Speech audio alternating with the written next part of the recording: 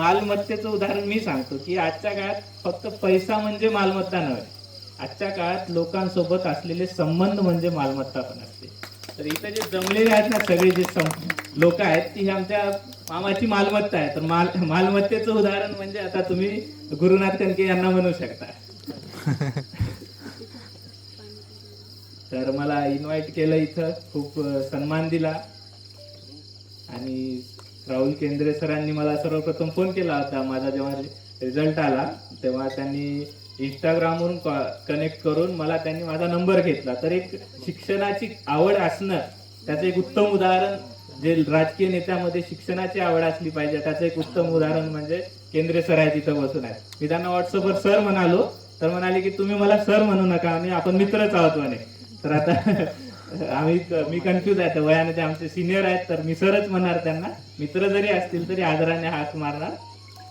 आणि ते म्हणाले की हा कार्यक्रम प्रेरणादायी ठरणार.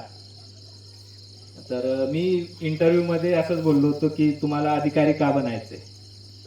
तर अधिकारी का बनायचं, तर त्याआधी त्यांनी मला एक प्रश्न विचारला होता की तुमचा जिल्हा जो आहे नांदेड असेल किंवा लातूर असेल की मुंबई पासून खूप दूर आहे, तर राजधानी पासून दूर असल्यामुळे खूप मागासलेला किंवा अविकसित असा प्रांत आहे तुमचा, असं मला ते बोलण्यात आले. तर मुंबईवरून राजधानी हलवून तुमच्या भागात कुठे आली पाहिजे का, असं ते बोलले होते.